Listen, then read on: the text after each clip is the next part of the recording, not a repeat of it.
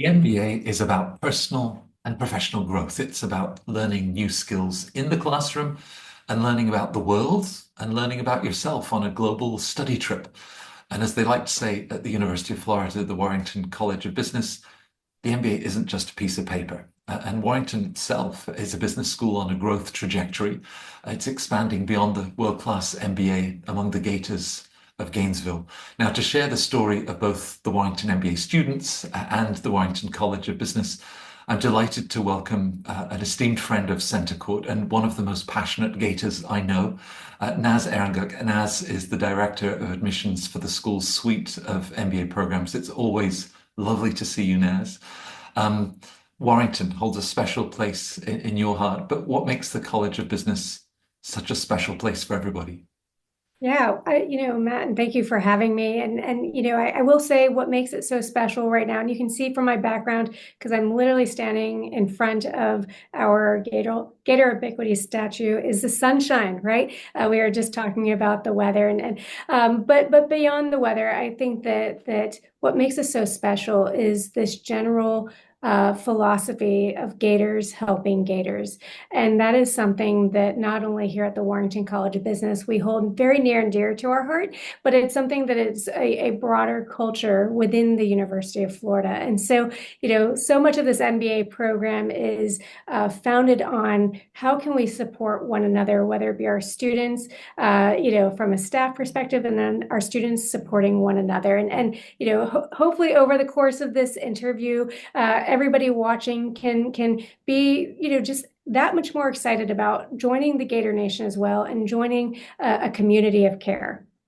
Well, I mean, we talk about the Gator Nation. There's the University of Florida, and tell me about, the size of that community and support, because it means that you're joining an extraordinary group, not just in Gainesville, but that then are spread all around the world. I know that when you go on these global study immersions, you'll meet them in restaurants, you meet them in museums. Um, Thanks. so how does that sort of shape and contribute to the sort of experience that MBA students are going to enjoy?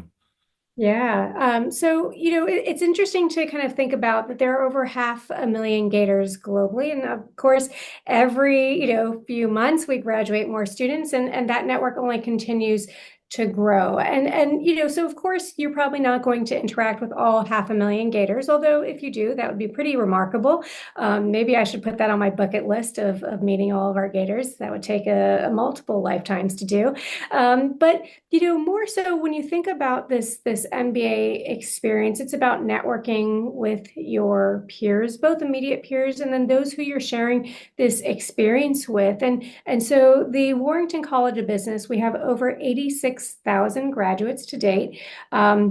And more, specifically at the MBA level, we just had a graduation not that long ago in December. And so we're over 13,000 MBA graduates. And, the interesting thing when you consider the MBA program, we have been in existence since 1948. But of course, the University of Florida has been, in existence for nearly 100 years prior to that.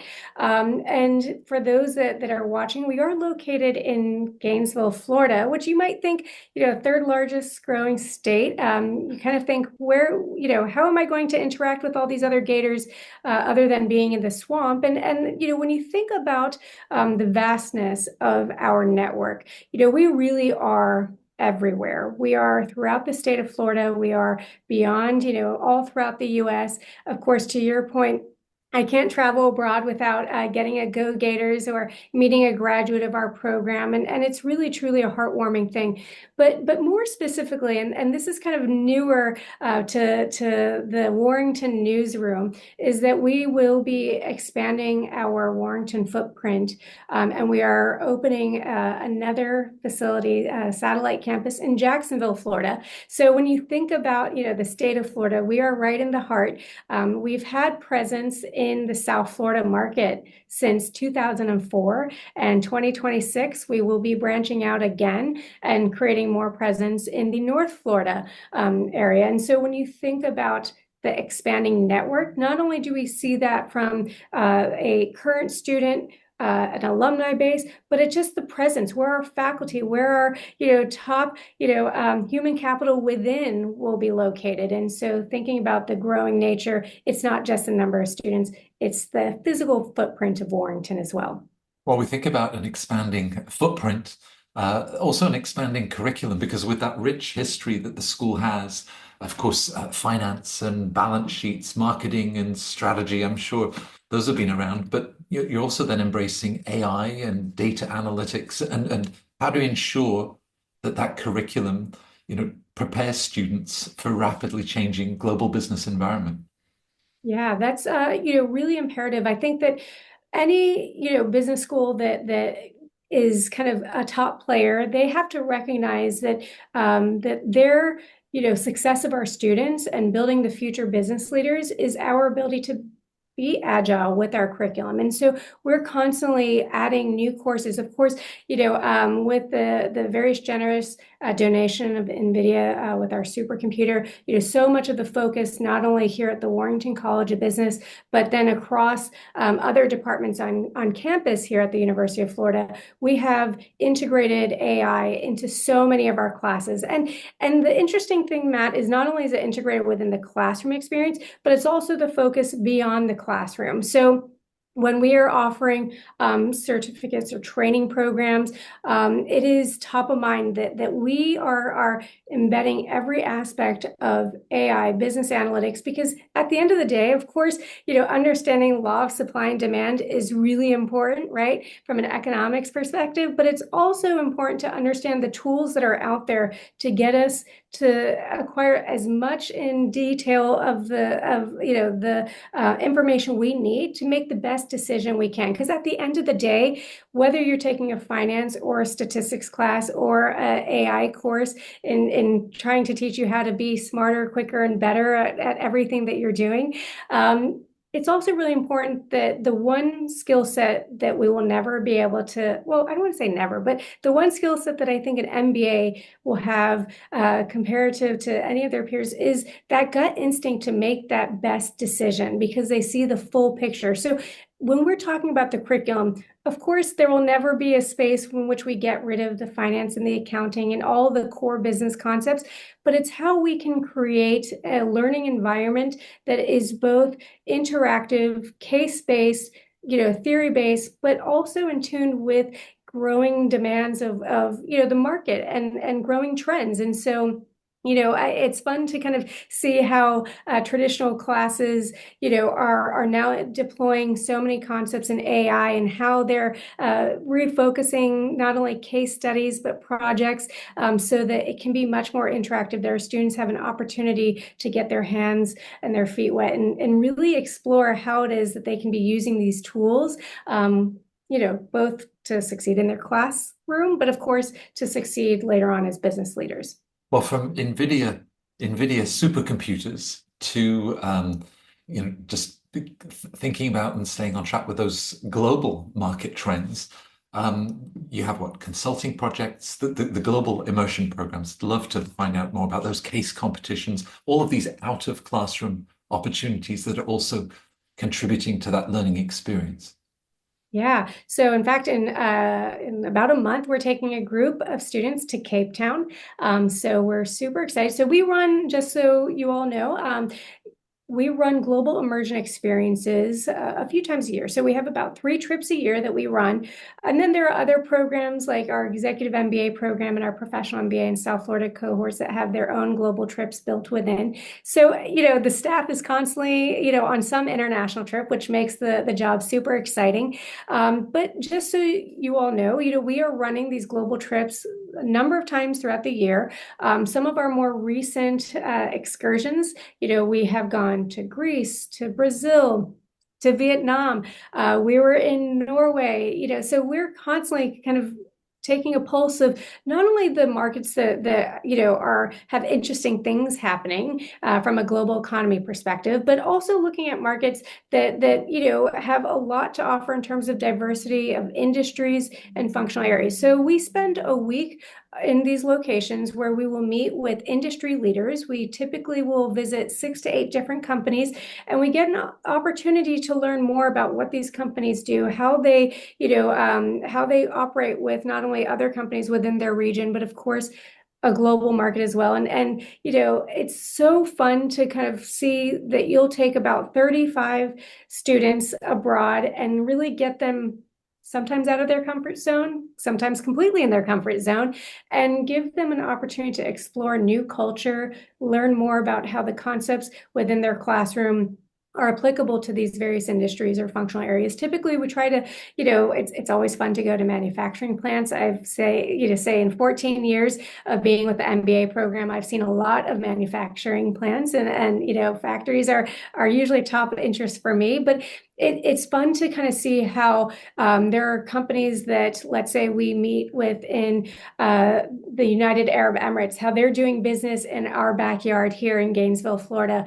And so being able to see how some of these companies and these locations, how doing business today isn't restricted to just that market, and how, there really are no, barriers when it comes to doing business abroad. And so giving our students an opportunity to spend 1 week, whether it be over fall break or spring break, giving them the opportunity to see a new place, experience new things, new cultures, new foods with a group of peers, and then learn more about different companies is most certainly a highlight, I would say, of our program.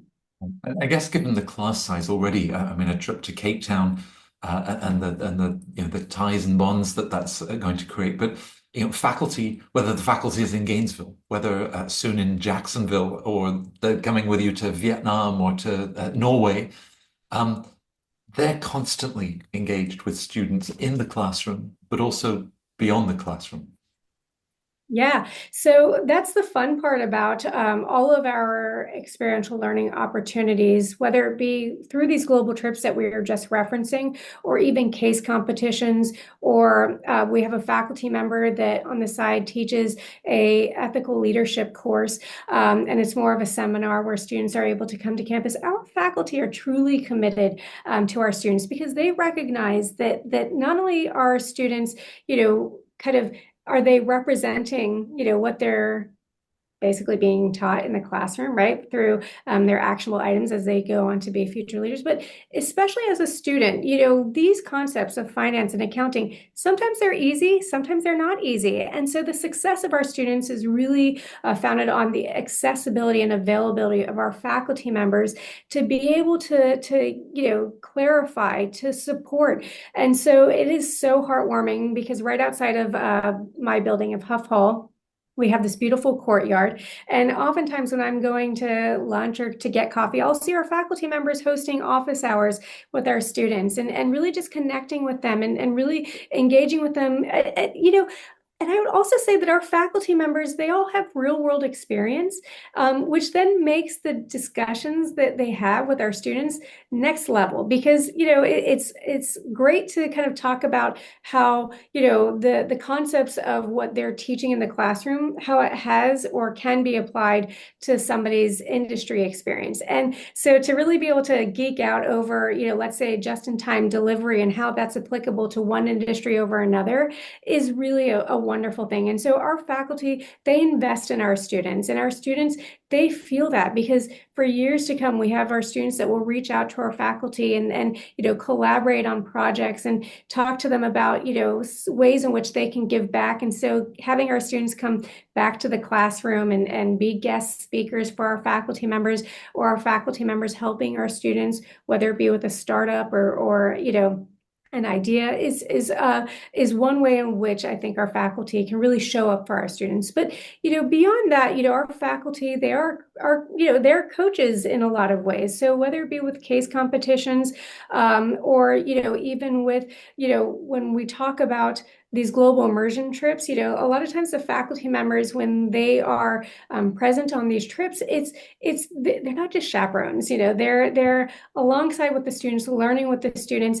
And that's another, shared experience that I think is next level, not only being able to share, multicultural experience and international experience with peers, but to do that with faculty members as well is a great opportunity. And our faculty members are constantly coming to our team and saying, hey, this is a new concept. We'd love to consider doing this with our students. In fact, one of the other things that will be going on in addition to the Cape Town Global Immersion Experience, maybe a slightly less glamorous version, is our faculty member that has historically taught negotiations is taking a group of about 20 students to the Ocala National Forest, and we'll be doing primitive leadership. So everybody has to leave their electronic devices at home. So for a week, I wouldn't be able to do it. It'd be like my worst nightmare. But for a week, they go out to the National Forest there. They're all in log cabins, and they learn about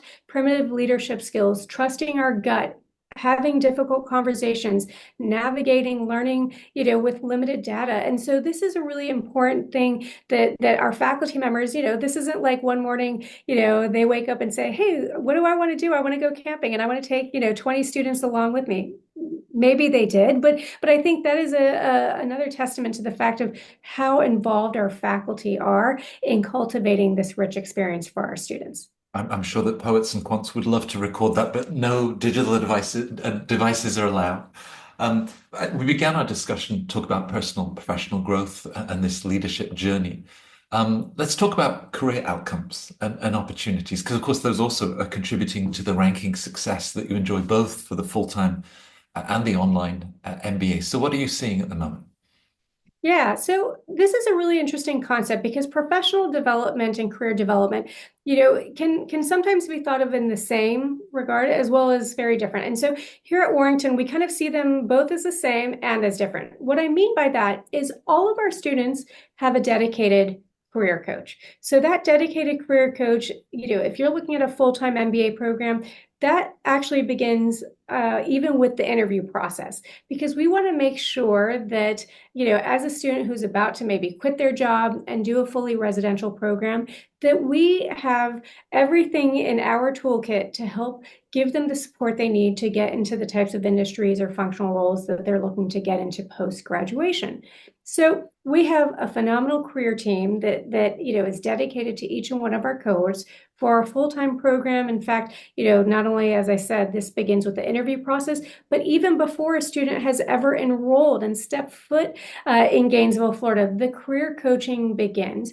We have them do various homework assignments. I should say homework. They have them do professional development assignments before they've stepped foot on campus. And in fact, so much of our orientation, about a week of our orientation and onboarding process for our full-time candidates includes, understanding different industries and resume building and starting with your elevator pitch, because we recognize that as a full-time student, whether you're doing a 1-year program or a 2-year program, you have to hit the ground running, because you basically will immediately enroll in the program and start with the interview process, or, whether that's an interview for a post-MBA job or interview for a summer internship.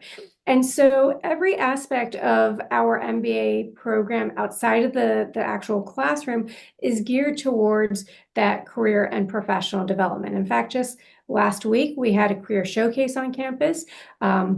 But our career coaches, not only do they do one-on-one career coaching, we have corporate info sessions. We have our CAP mentors, which our second-year students will be mentors for our first-year students through the career process, whether it be resume building, mock interviewing, things like that. We require all of our students to go to a National Career Showcase. So we go to National Black MBA Career Showcase.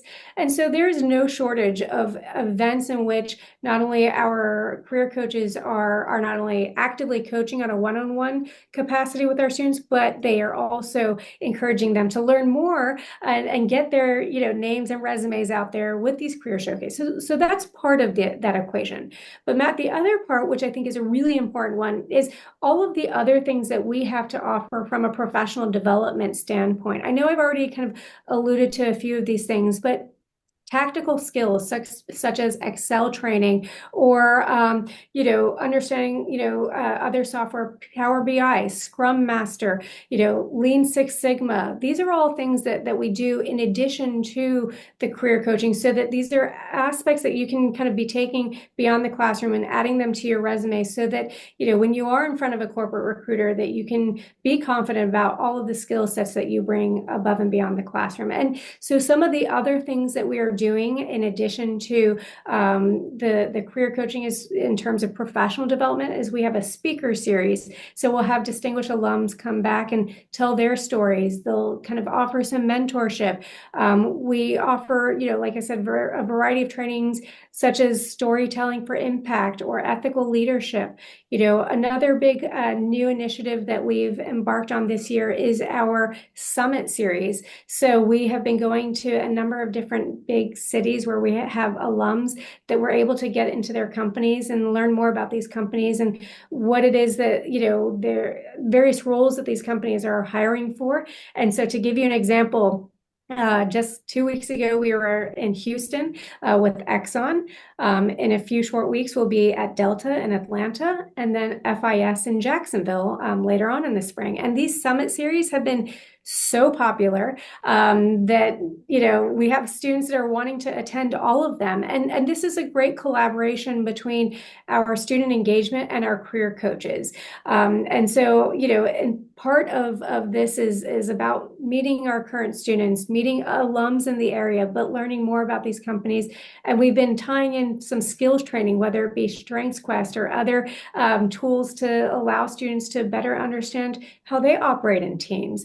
And so the professional development I see is a holistic approach between our career coaches, understanding what skills our students need to be a business leader today, to be competitive in the market today, but then also our professional development team that is really trying to well-round our students above and beyond what they're getting from the classroom. Right. So, Summit Series, Six Sigma, storytelling. These are skill sets, not just for that first job coming out of the MBA program, but you must get the feedback from alums of how that continues to serve them well as they advance in their careers. Oh, absolutely. And, a great thing about the being an engaged alum, is that you have an opportunity to kind of, understand what could have been impactful for you as a student and to give back in a variety of ways. And I'll also tell you that all of these experiences, whether it be these global immersion trips or summit series or professional development and training programs that we have to offer, they're open to all of our students. So you may be a full-time student that's also getting to interact with an executive MBA student. So what a great way to broaden your network, going back to that networking that we talked about at the beginning. But all of these experiences that we have to offer, we open to, not only our current students across all 900 of our enrolled student population, but we also include our alums in this. And so it's a great opportunity to reconnect with our alums, let them give back to the community. And, every year we actually do this fun around homecoming, a huge tailgate where we have about 800 current students and alums come back to Gainesville, Florida and celebrate being a Gator during, football season. But these are small ways in which, we continue to see our students leveraging their networks, both as an enrolled student and as a graduate for years to come. Right. In tech, in healthcare, aviation and energy, finance, of course. When you look at where the Gators go next, is there a real spread of industries and opportunities? Yeah, so let me tell you this, that we have a ton of, contacts, right, from an alumni base, from our career coaches. And in fact, all of our career coaches all have industry experience. And so their opportunity to kind of, have multiple contacts throughout that they've, acquired over their career allows our students to have an opportunity to, find roles in a variety of different industries or functional areas. Of course, the big ones from last year we saw were consulting, CPG, and tech. But of course, being here in the state of Florida, we have NextEra Energy and Florida Power and Light, and of course Exxon. that we have a lot of connections with. But it's interesting when you think about our student population, because Matt, we are very small by design. Our full-time MBA program, every year, we're only bringing in a total of about 60 students, which actually means two things. One, it means that we have an opportunity with that direct career coaching and professional development team and academic advisors to give each and every student the attention that they need. But what that also means is that, we have that attention to give those students everything that they need, but every year with only 30, 40, 50, 60 students that are job seeking at a time, that also means that the industries that they're interested in may vary, right? When you have a huge cohort, of course you have more numbers where you see a greater kind of representation across the portfolio of students saying they want to go into consulting or, human capital or supply chain. Whereas when we're very small, every year that means that it's a very customized approach. One year we may have a handful of people that are interested in supply chain. The next year we may have, two handfuls, right? So it just varies. But having that dedicated career coach and team really allows our students to kind of make the shift. So every year when you look at the types of, you'll see consistently the companies that are hiring our students,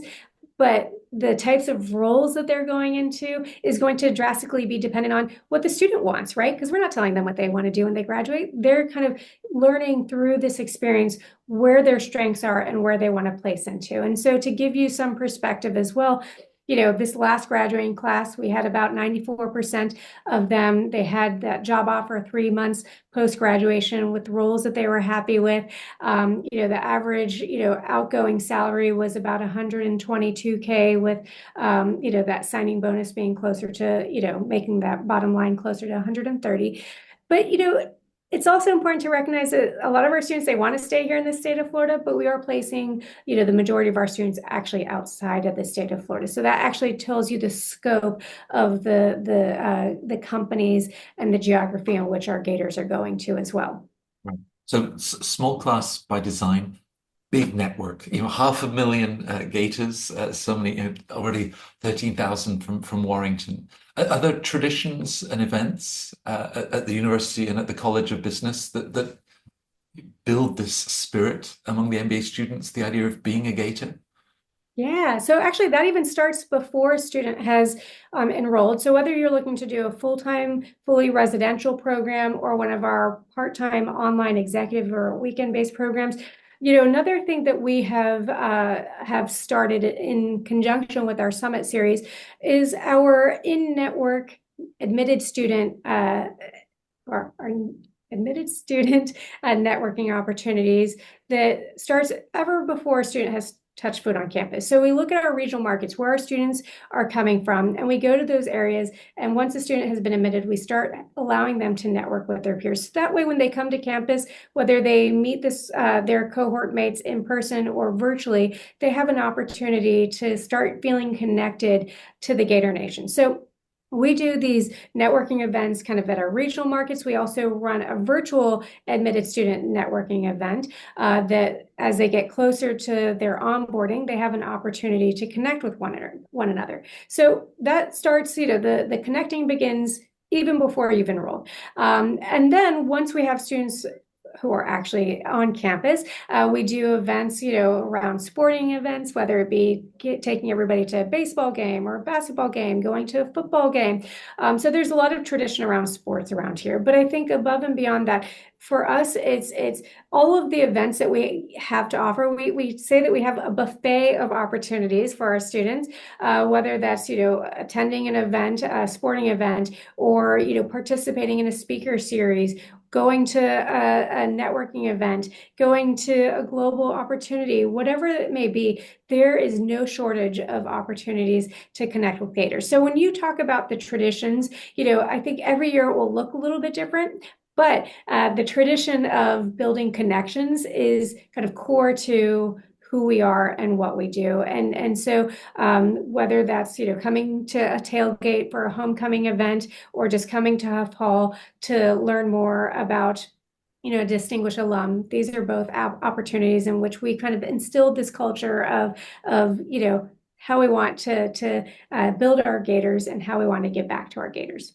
When you witness that level of energy and vibrancy, the support that they all have for one another in this community, they're smart. You see their potential for leadership. So, from an admissions perspective and prospective students that are watching this, some of the key qualities or attributes that you look for in a strong MBA candidate to the program.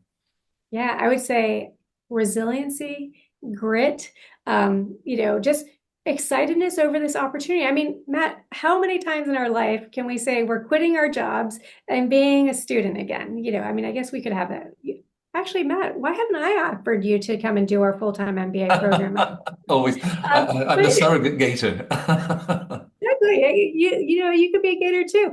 But I think the important thing is just kind of recognizing that there's a sense of resilience and grit. There's also an interest, this spark to learn that our students all have, and because we are small, there's a lot of collaboration that happens. You will be every class in teams of 4 or 5 individuals. So we want students, prospective students who are ready to engage and be a part of a team and really learn from their peers. We say 50% of what you learn will be from your faculty members. The other 50% will be from your teammates. And so, having that ability to say, I want to fully embrace this experience and be excited about it is truly a quality that we're looking for. Rather than perhaps wondering, what do Naz and her team want to hear? What am I supposed to say?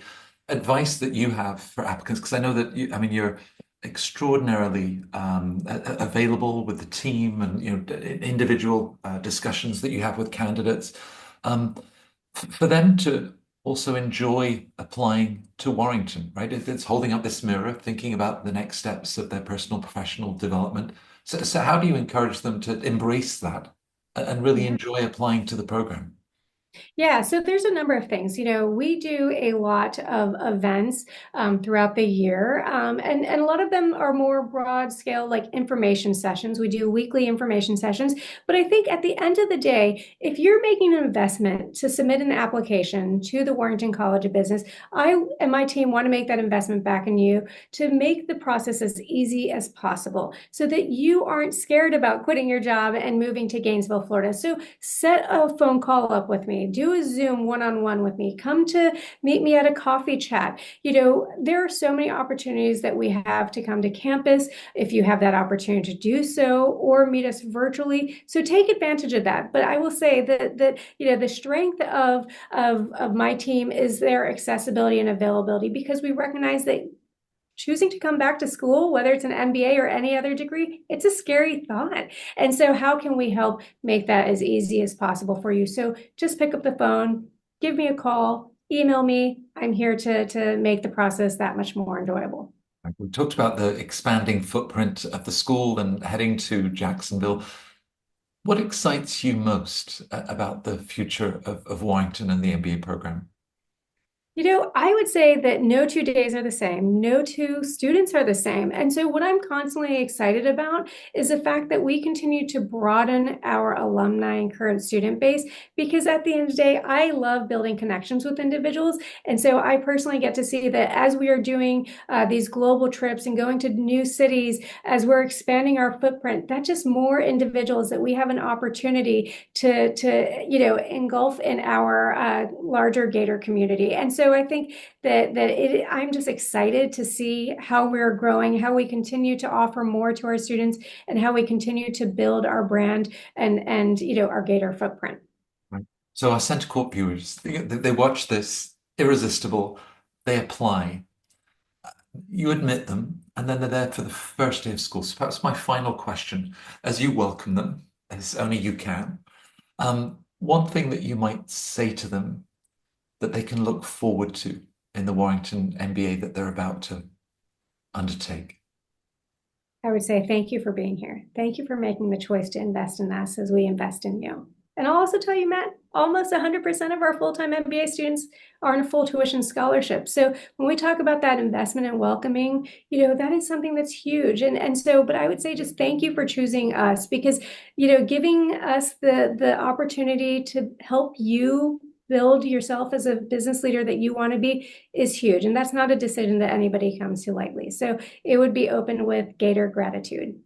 Well, you've set me up to thank you for choosing to spend this time together at Centre Court. It's the start of people's journey. I encourage all of you to reach out to Naz and the team, that the energy, the passion and enthusiasm that you've seen, it's quite extraordinary, and it jumps off the screen. It's such a pleasure to have you with us, Naz, and Gator Nation. Thank you, and go Gators, Matt.